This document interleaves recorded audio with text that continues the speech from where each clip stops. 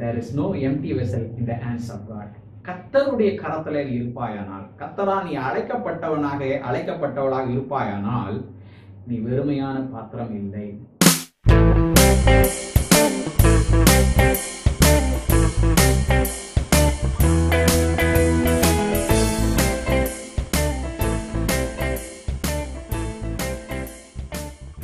You are not an empty vessel. God has filled you with His anointing, with His gifts, with His talents. உன்னை தேவன் தன்னுடைய வல்லமையினால, வரங்களினால, கிருபையினால, அபிஷேகத்தினால நிரப்பி இருக்கிறார்.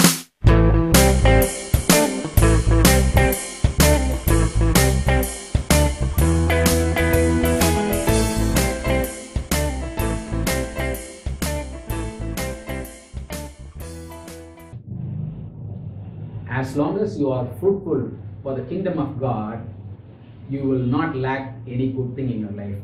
நீ தேவனுடைய ராஜ்யத்துக்கு கனி உள்ள மகனாக மகளாய் இருக்கிற வரைக்கும் உனக்கு ஒன்றும் குறைபடாதபடிக்கு கர்த்தர் அற்புதத்தை செய்வார்.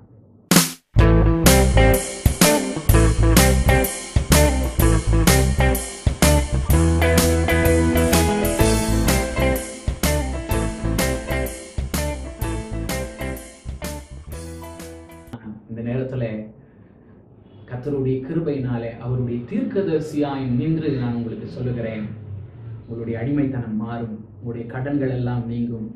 உங்களுக்கு கர்த்தர் கொடுத்த அந்த தாளந்தை மற்றவர்களிடத்திலே பார்க்க நீங்கள் ஆரம்பிங்கள்.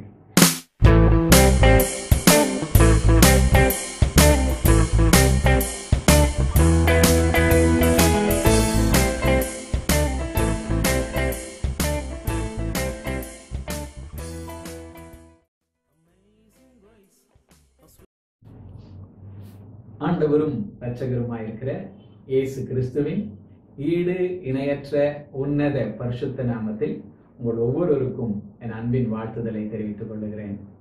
செலிப்ரேட் ஜீசஸ் என்ற இந்த யூடியூப் சேனல் வாயிலாக உங்களை சந்திப்பதில் மிகுந்த மகிழ்ச்சி அடைகிறேன். இந்த நாளிலும் கர்த்தர் உங்களோடு கூட பேசுவார், அவர் உங்களை தொடுவார், உங்களுக்கு ஒரு அற்புதத்தை செய்வார் என்பதில் எனக்கு எந்த விதமான சந்தேகமும் இல்லை. இந்த நாளில் என்கிட்ட இதை தவிர வேற எதுவுமே இல்லையே, இதை வச்சுக்கிட்டு நான் என்னதான் செய்ய போறேனோ என்று சொல்லி புரியாமல் முழித்து கொண்டு இருக்கிறீர்களா? நீதிமொழிகள் 25வது அதிகாரம் 11ஆம் வசனம் சொல்லுகிறது, ஏற்ற சமயத்திலே சொன்ன வார்த்தை வெள்ளித்தட்டில் வைத்த பொற்படத்துக்கு சமானம்.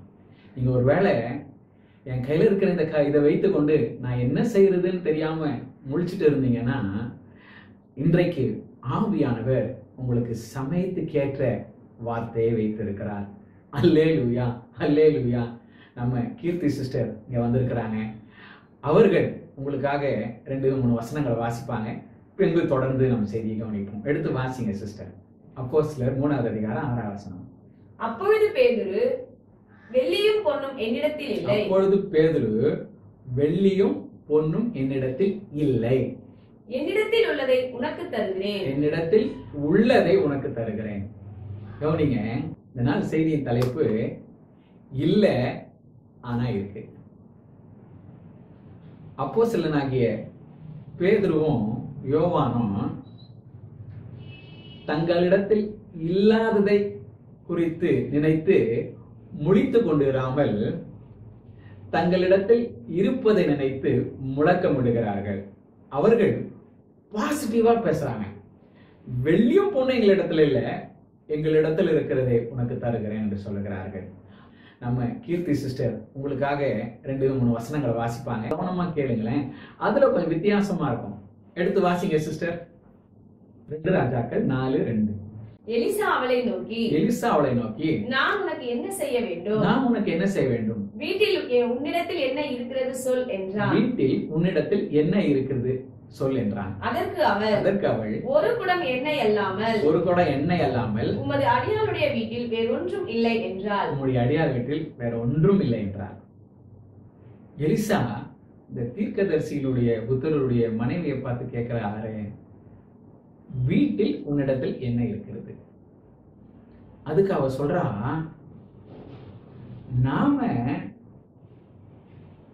இவர்கிட்ட உதவி கேட்டா இவர் திருப்பி நம்ம கிட்டயே உன் வீட்டுல உன் கையில என்ன இருக்குதுன்னு கேட்கிறாரே என்று சொல்லி முனகி கொண்டே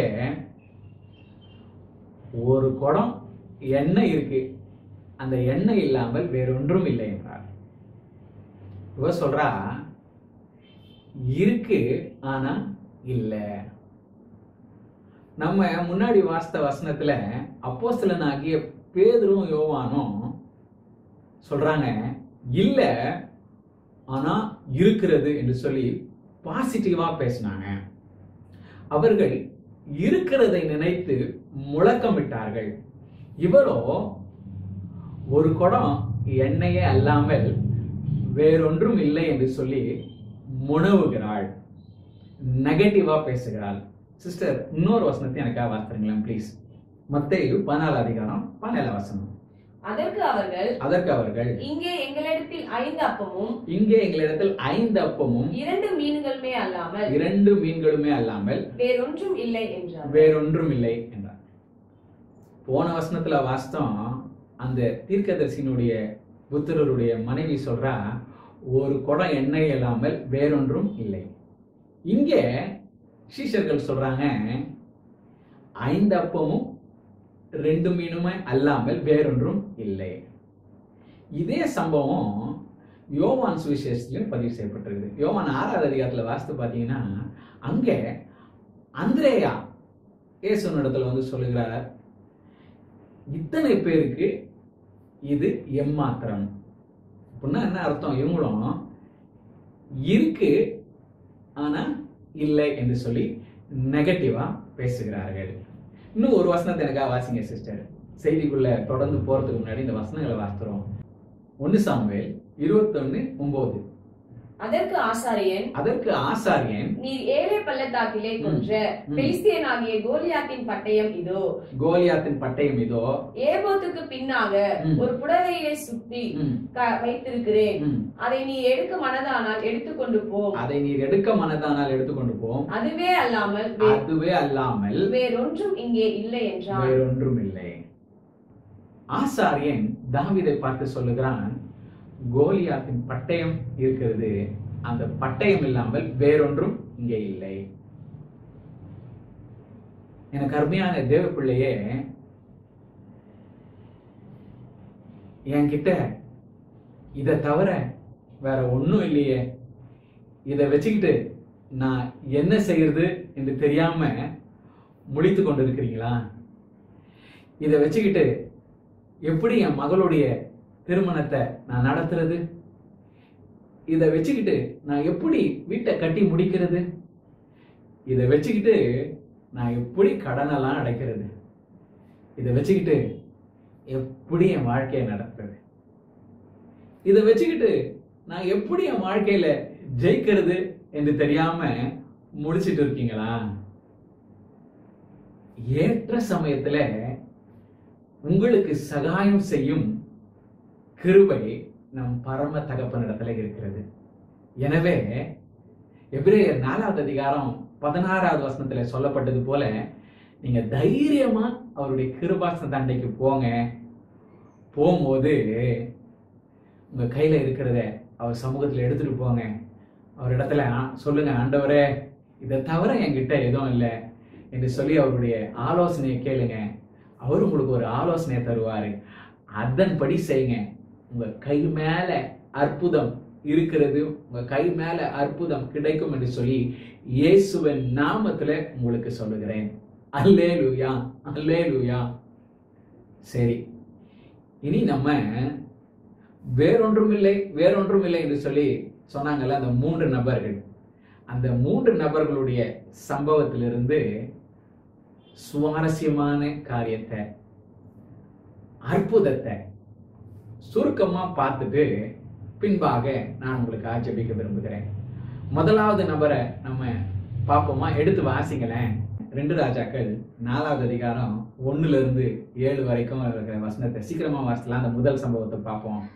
தீர்க்கதரிசிகளுடைய புத்திரரில் ஒருவனுக்கு மனைவியாயிருந்த ஒரு ஸ்திரீ எலிசாவை பார்த்து, உமது அடியானாகிய என் புருஷன் இறந்து போனான், உமது அடியான் கர்த்தருக்கு பயந்து நடந்தான் என்பதை அறிவீர். கடன் கொடுத்தவன் இப்பொழுது என் 2 குமாரரையும் தனக்கு அடிமையாக்கி கொள்ள வந்தான் என்றார். தீர்க்கதரிசியின் புத்திரரில் ஒருவனுக்கு மனைவியாயிருந்த ஒரு ஸ்திரீ எலிசாவை பார்த்து இப்படியாய் சொல்லுகிறாள், என் கணவன் இறந்து போனான், அவன் கர்த்தருக்கு பயந்து நடந்தான் என்பதை நீர் அறிவீர். இப்பொழுதோ கடன் கொடுத்தவன் என்னுடைய பிள்ளைகளை அடிமையாக்கி கொள்ளும்படி வந்திருக்கான்னு சொல்றான். ஒரு தீர்க்கதரிசியின் புத்திரன் கர்த்தருக்கு பயந்து நடந்தவன் நிறைய கடன் வாங்கிட்டான், இறந்தும் போயிட்டான். அந்த கடன் கொடுத்தவன் இப்போ தீர்க்கதரிசியின் புத்திரருடைய பிள்ளைகளை அடிமையாக்கி கொள்ளும்படி வருகிறான். நீதிமொழிகள் 22வது அதிகாரம் 7ஆம் வசனம் சொல்லுகிறது, கடன் வாங்கினவன் கடன் கொடுத்தவனுக்கு அடிமை. ஒருவேளை உங்க வாழ்க்கை கடன்ல ஓடிக்கொண்டிருக்கிறதா அப்படின்னா என்ன அர்த்தம்னா, நீங்க அடிமை பிழைப்பு வாழ்ந்து கொண்டிருக்கிறது என்ற அர்த்தம். இயேசுவின் நாமத்துல உங்களுக்கு சொல்லுகிறேன், இந்த நாளிலே அந்த அடிமை சங்கிலி தெரிக்க போகிறது. இயேசுவின் நாமத்துல அந்த அடிமை சங்கிலி தெரிக்க போகிறது என்று சொல்லி உங்களுக்கு இயேசுவின் நாமத்துல மறுபடியும் சொல்லுகிறேன். சரி சிஸ்டர், தொடர்ந்து அந்த 2ஆம் வசனத்தை வாசிங்க. எலிசா அவளை நோக்கி, நான் உனக்கு என்ன செய்ய வேண்டும்? வீட்டில் உன்னிடத்தில் என்ன இருக்கிறது சொல் என்றான். அதற்கு அவள், ஒரு குடம் எண்ணெய் அல்லாமல் உமது அடியானுடைய வீட்டில் வேறொன்றும் இல்லை என்றாள். எலிசா இப்போ அந்த ஸ்திரியை பார்த்து கேட்கிறான். எலிசா தீர்க்கதரிசின்னு உங்களுக்கு தெரியும். அவன் அந்த ஸ்திரியை பார்த்து கேட்கிறான், நான் உனக்கு என்ன செய்வேன்? எதுக்குமா இந்த பிரச்சனையை என்கிட்ட சொல்றேன்? நான் உனக்கு என்ன செய்யணும்? உன்கிட்ட உன் வீட்டுல என்ன இருக்கிறது என்று சொல்ற. அதுக்கு அவ சொல்றா, ஒரு குடம் எண்ணெய் இல்லாமல் வேறொன்றும் இல்லை. ஒரு தீர்க்கதரிசி யார் தெரியுங்களா? தீர்க்கதரிசி என்று சொல்லப்படுகிறவன், தீர்க்கதரிசி என்று சொல்லி அழைக்கப்படுகிறவன் ஒரு இடத்துல என்ன இருக்கிறது என்று கண்டு அதை அவர்கள் பெருக்கிக் கொள்வதற்கு வழி சொல்லுகிறவனா இருப்பான். யாருங்க தீர்க்கதரிசி? நீங்க இன்னைக்கு நிறைய பேர் தீர்க்கதரிசின்னு போட்டு கொண்டு இருக்கிறாங்க. ஆனா உண்மையான தீர்க்கதரிசி யாருன்னு கேட்டீங்கன்னா, உங்ககிட்ட என்ன இருக்குது அப்படி கண்டுபிடிச்சி அதை பெருக்குவதற்கு, நீங்கள் அதை பெருக்கிக் கொள்வதற்கு வழி சொல்லுகிறவனே தீர்க்கதரிசி. அல்லேலூயா, அல்லேலூயா. தீர்க்கதரிசிங்க கேட்கிறான் எலிசா அவளை பார்த்து, உன்னிடத்துல என்ன இருக்கிறது என்று சொல்லி கேட்கிறான். அதுக்கு அவ சொல்றா, ஒரு குடம் எண்ணெய் அல்லாமல் வேறொன்றும் இல்லை. ஒரு குடம் எண்ணெய் இருக்குது என்று சொல்றான். கவனிங்க எனக்கு அருமையானவர்களே, நீங்க கர்த்தருக்கு பயந்து நடக்கிறவர்களா இருப்பீர்களானால், உங்கள் குடும்பம் கர்த்தருக்கு பயந்து நடக்கிற குடும்பமா இருக்குமானால், இயேசுவின் நாமத்துல சொல்லுகிறேன், உங்கள் குடம் வெறுமையா இருப்பதில்லை, உங்கள் பாத்திரம் வெறுமையா இருப்பதில்லை. சங்கீதக்காரனாகிய தாவீது சொல்லுகிறான், என் பாத்திரம் நிரம்பி வழிகிறது என்று சொல்லி. அப்போஸ்தலனாகிய பவுலை பாருங்க, அவர் சொல்லுகிறாரு, இந்த மகத்துவம் உள்ள வல்லமை எங்களால் உண்டாயிராமல் தேவனால் உண்டாயிருக்கிறது என்று அறியும்படி இந்த பொக்கிஷத்தை மண்பாண்டங்களில் பெற்றிருக்கிறோம் என்று சொல்லுகிறார். இந்த மண் பாத்திரத்துல அவருடைய பொக்கிஷம், அந்த மகத்துவம் உள்ள வல்லமை ஆகிய பொக்கிஷம் இருக்கிறது என்று சொல்லுகிறார். மறுபடியும் சொல்லுகிறேன், there is no empty vessel in the hands of God. கர்த்தருடைய கரத்துல நீ இருப்பாயானால், கர்த்தரா நீ அழைக்கப்பட்டவளாக இருப்பாயானால், நீ வெறுமையான பாத்திரம் இல்லை. உன் பாத்திரத்துல எண்ணெய் இருக்கிறது, உன் பாத்திரம் நிரம்பி வழிகிறது, உன் பாத்திரத்துல அவருடைய மகத்துவம் உள்ள வல்லமை இருக்கிறது என்று சொல்லுகிறேன். கர்த்தருக்கு பயந்து நடக்கிற மகனா, நிச்சயமா உன் பாத்திரத்துல ஒன்றும் இல்லாமல் அவர் வைப்பதில்லை, ஒன்றும் இல்லாமல் அவர் வைப்பது இல்லை. இயேசுவின் நாமத்துல இன்னைக்கு நீ எதுவும் இல்லைன்னு நினைச்சிட்டு இருக்கிற, ஒரு குடம் எண்ணெயே இல்லாமல் வேறொன்றும் இல்லை என்று சொல்லி கொண்டிருக்கிறாய். ஆனால் உன் பாத்திரத்துல எண்ணெய் இருக்கிறது. அதற்காக முதலாக கர்த்தரை ஸ்தோத்திரம் பண்ணு. அல்லேலூயா, அல்லேலூயா. ஒன்றும் இல்லாமல் இல்லை. தீர்க்கதரிசி முதல்ல அவ கிட்ட அவ பாத்திரத்துல என்ன இருக்கிறது என்று கண்டுபிடிக்கிறான். அதற்கப்புறம் அதை பெருக்குவதற்கு வழி சொல்லுகிறான். எடுத்து வாசிக்கலாம் அடுத்த வசனத்தை.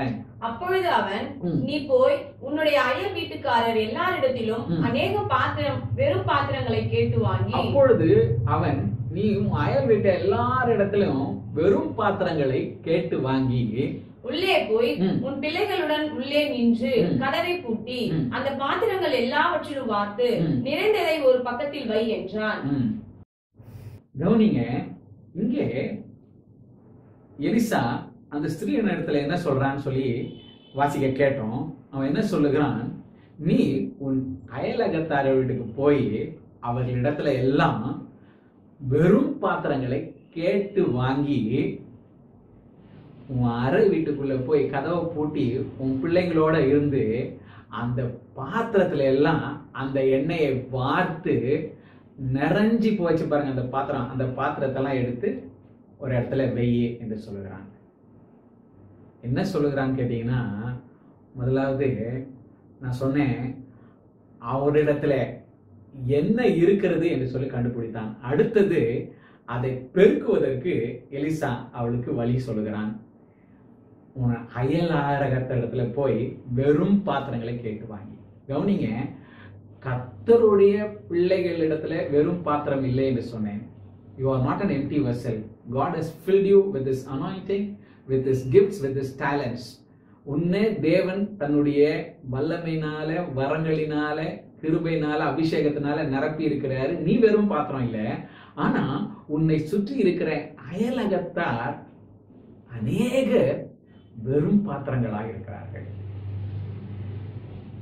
உன்னுடைய அடிமைத்தனம் மாறுவதற்கு, உன்னுடைய கடன்கள் எல்லாம் நீங்கி இனி வரும் நாட்கள்ல நீ மகிழ்ச்சியோடு ஜீவனம் பண்ணுவதற்கு நீ செய்ய வேண்டியது என்னன்னா, அயலாகத்தார் இடத்துல வெறும் பாத்திரங்களை கேட்டு வாங்கி அதுல வீட்டுக்குள்ள போய் கதவை பூட்டி, நீயும் உன் பிள்ளைகளும் கதவை பூட்டி அந்த கேட்டு வாங்கின பாத்திரத்துல அந்த எண்ணெயெல்லாம் வார்த்து நிறைந்ததை ஒரு பக்கம் வை அப்படின்னு சொல்றாங்க.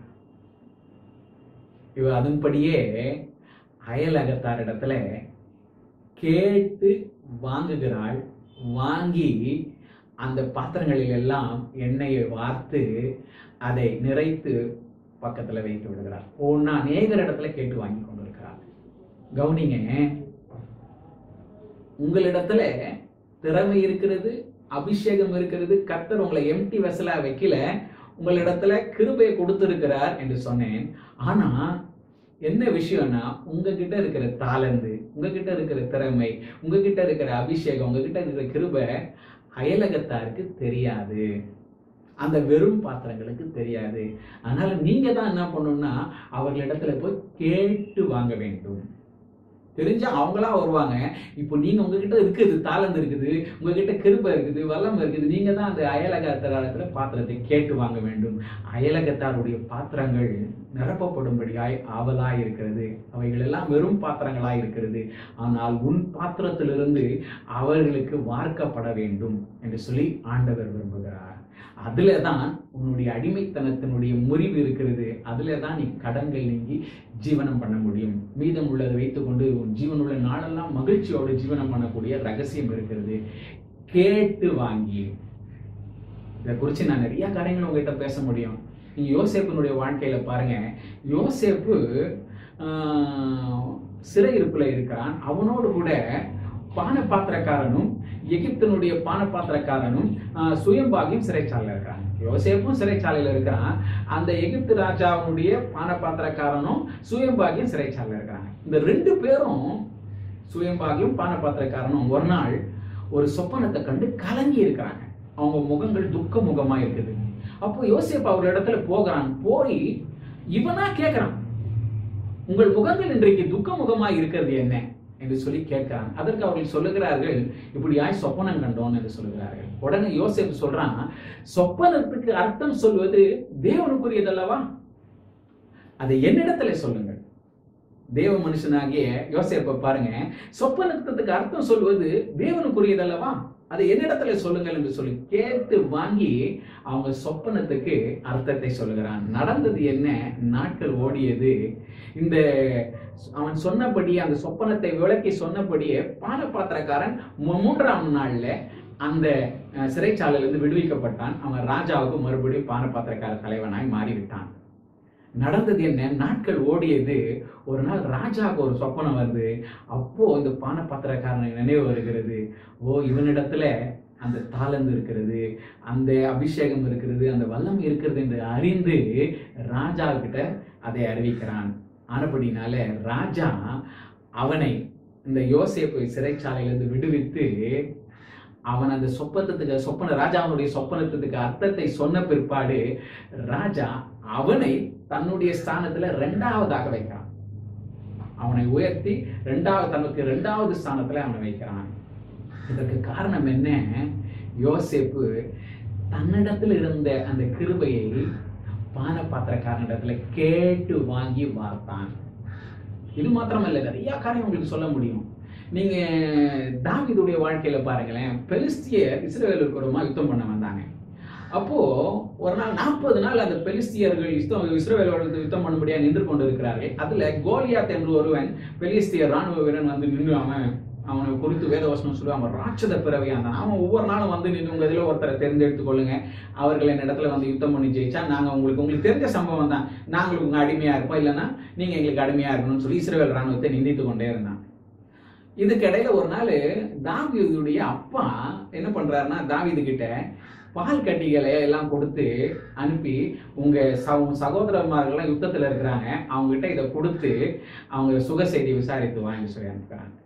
இப்படியா தாவீது அண்ணம்மாருக்கு லஞ்ச் எடுத்துன்னு போறான். அவ்வளவுதான். போகும்போது அங்க அந்த இஸ்ரவேல் ராணுவத்துல இருந்து 2 பேர் பேசிக்கிறாங்க. என்னப்பா இவன் டெய்லி வந்து இப்படி நிந்திக்கிறான், ஆனா ராஜா ஒருத்தர் சூப்பரா அனௌன்ஸ் பண்ணியிருக்கிறார், ஒரு காரியத்தை, ஒரு ஆஃபர் அனௌன்ஸ் பண்ணியிருக்கிறாரு. என்னன்னா, நம்ம சவுல் ராஜா, இஸ்ரவேல் ராஜா ஒரு காரியத்தை ஆஃபர் பண்ணியிருக்கிறாரு ராணுவ வீரர்களுக்கு. இந்த கோலியாத்தை யாராவது யுத்தம் பண்ணி ஜெயிச்சா அவனை மிகவும் ஐஸ்வர்யவன் ஆக்குவேன், அவனுக்கு நான் பொண்ணை கட்டி கொடுப்பேன், அது மாத்திரம் இல்ல அவங்களுடைய குடும்பத்துக்கு சர்வ சாமானியம் வழங்கப்படுவோம்னு சொல்லி ராஜா அனௌன்ஸ் பண்ணி இருக்கிறாரு. ஆனா யாருமே வரலையப்பா. 2 பேர் பேசின்னு இருக்காங்க. இத பால் கட்டி கொடுக்க போனதா இது கேட்கறான். கேட்டுட்டு அவன் அந்த ஜனங்கிட்ட இன்னொரு ஆள்கிட்ட போய் கேட்கறான், என்ன ராஜா என்ன சொன்னாரு, இந்த பெலிஸ்தியனாகிய கோலியாத்தை ஜெயிக்கிறவனுக்கு என்ன வெகுமானம் கிடைக்கும் கேட்டு அந்த செய்தியை வாங்குகிறான். வாங்கிட்டு ராஜா கிட்ட போறான். ராஜா கிட்ட சொல்றான், ராஜா நான்ப்பா அவன்கிட்ட யுத்தம் பண்றேன். ராஜா அதுக்கு சொல்றான், நீ சிறு பையன், உன்னால யுத்தம் பண்ண முடியாதுன்னு. அப்பவும் என்ன பண்றான், அதோட உள்ள கேட்டு வாங்கி என்ன சொல்றான், இல்ல ராஜா, நான் வந்து ஒரு முறை கரடியும் ஒரு முறை சிங்கம் வந்துச்சு, உங்களுக்கு தெரிஞ்சது நான் அதனால கடற்கடன்னு சொல்லிடுறேன், சிங்கமும் கரடியும் வந்துச்சு, நான் வெறும் கையினால அவர்களை கொண்டேன். இந்த விருத்த சேதம் இல்லாத இவனும் அப்படியே அதுல சிங்கத்தை போல கரடியை போல தான் இருப்பான், இவனையும் நான் கிழிச்சு போட்டுருவேன், ஏன்னா இஸ்ரேலுடைய ராணுவத்தை நிந்திச்சானே அப்படின்னு சொல்லி. உடனே ராஜா, உங்களுக்கு தெரிஞ்ச சம்பவம், ராஜா போய் இவன் அனுப்புறாரு. இவன் ஜெயித்து விடுகிறான், கோலியாத்தை வென்று விடுகிறான். ஆனப்படினாலே வர நாட்கள்ல இவன் ராஜாவுக்கு மெய்காப்பாளனாய் மாறினான். அது மாத்திரமல்ல, இவன் ராஜாவாகவே மாறிவிட்டான். அல்லேலூயா, அல்லேலூயா. காரணம் என்ன? கேட்டு வாங்கி பார்க்கிறான். அது மாத்திரம் இல்ல, நீங்க இதே எலிசாவை குறித்து வாசிப்பீங்கன்னா, ஒரு முறை நாகமான் என்று சொல்லக்கூடிய சீரிய படைத்தலைவன், அவன் வந்து குஷ்டரோகி. அவன் வந்து குஷ்டரோகியா இருக்கும்போது அவங்க வீட்டுல வேலை செய்யற ஒரு பெண்ணு வந்து இஸ்ரவேல் பெண்ணு. அவர் சொல்றா, எங்க இஸ்ரவேலுக்கு போனா அங்க ஒரு தீர்க்கதரிசி இருக்கிறாரு, அவர்கிட்ட போனா இவருடைய குஷ்டரோகத்தை நீக்கி விடுவாருன்னு சொல்லிட்டு தன்னுடைய நாச்சியார் இடத்துல சொல்றார். அதாவது நாகமானுடைய ஒய்ஃப் கிட்ட சொல்றார்.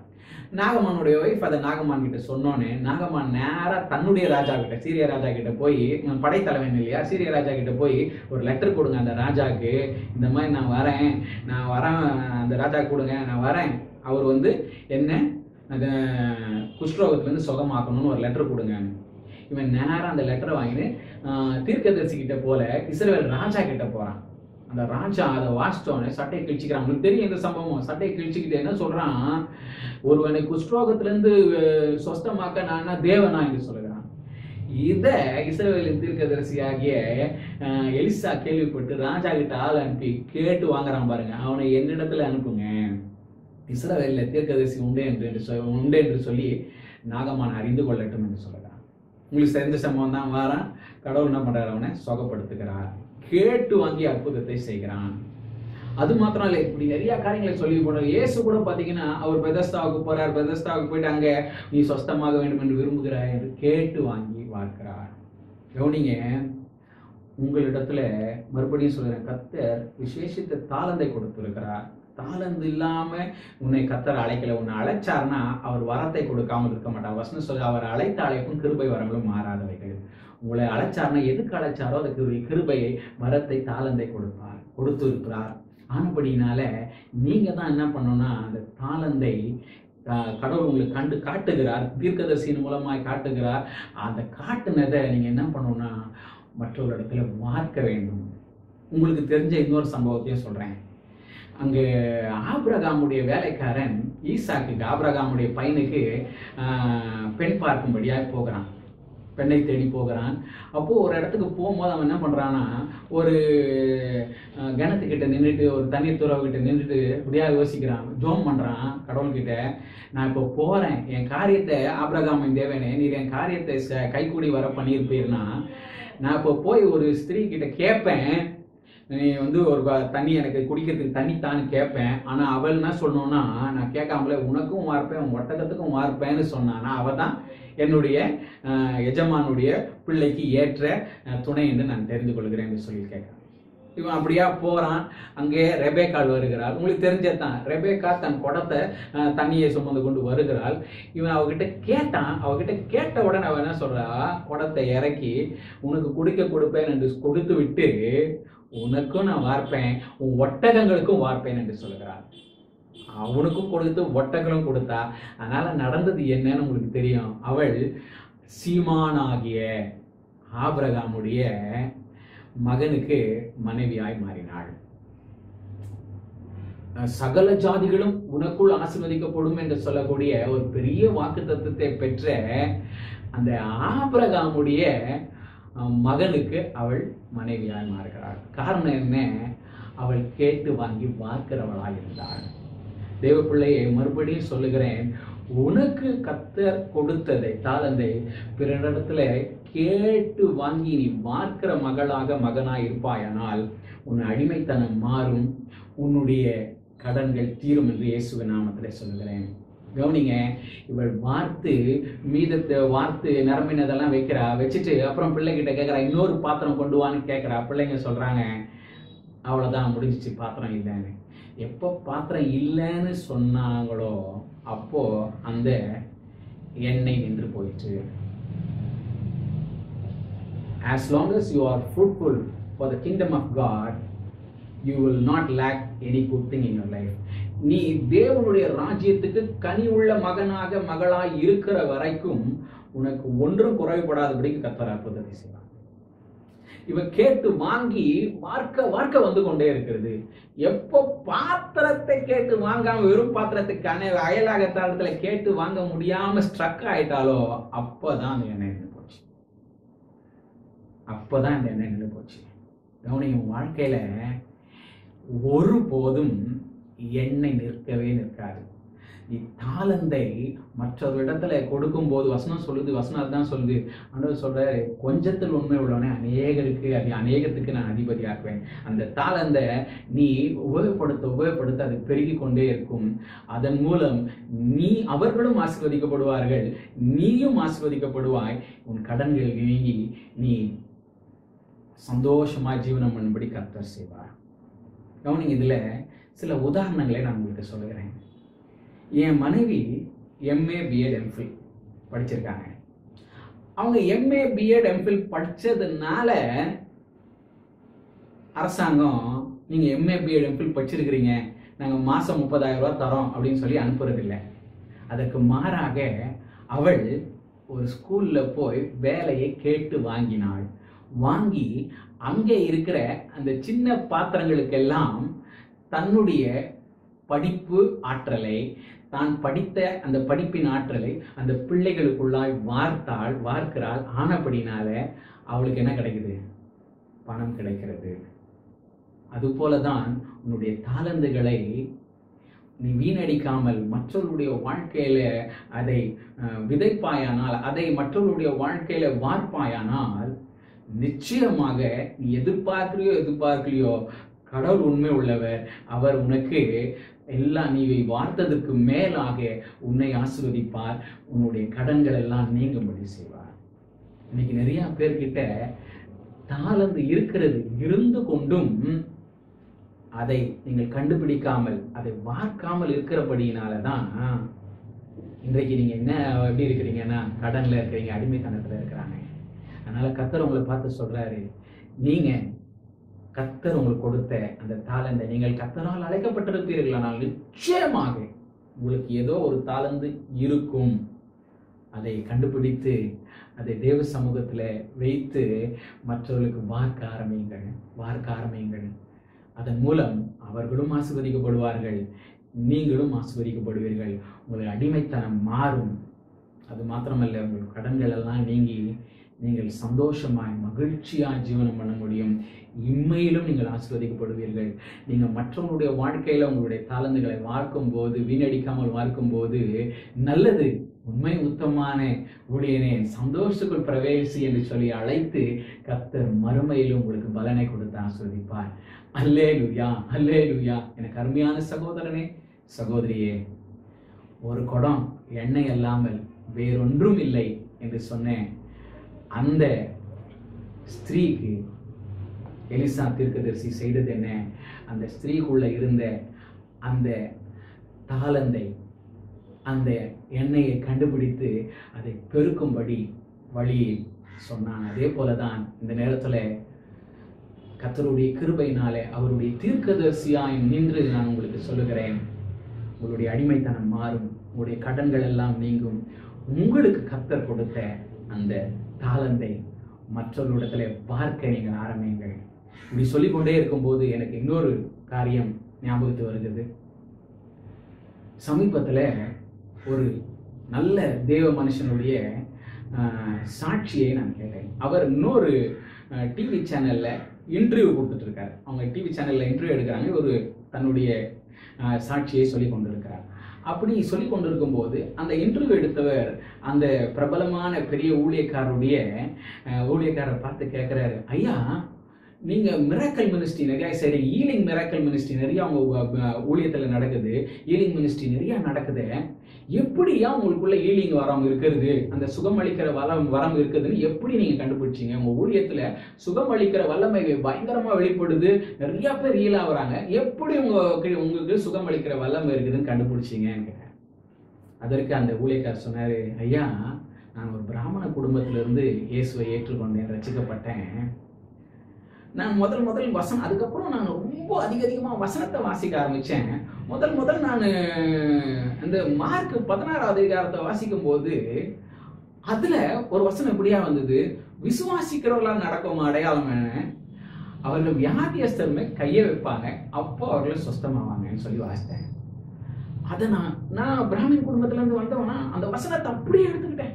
அப்போத்துல இருந்து நான் யோசிக்க ஆரம்பிச்சேன். அன்னைக்கே அப்போ என் கையில சுகம் அடிக்க முடியுமா, நான் கை வச்சா வியாதியஸ்தம் சுகமாவாங்களா, நான் கை வச்சா வியாதியஸ்தம் சுகமாவாங்களா அப்படின்னு சொல்லி ஒரு சிறு பிள்ளையை போல அதை நான் எடுத்துக்கொண்டு என்ன பண்ணேன்னு கேட்டீங்கன்னா, தொடக்கத்துல எங்க வீட்டுக்கு எதிர் வீட்டுல இருக்கிற வீட்டுல காலிங் பெல் அடிச்சேன். காலிங் பெல் அடிச்சு நானா போய் கேட்டேன், உங்க வீட்டுல யாராவது உடம்பு சரியில்லாம இருக்கிறாங்களா, நான் கை வச்சு ஜோம் பண்ணட்டுமான்னு கேட்டேன்.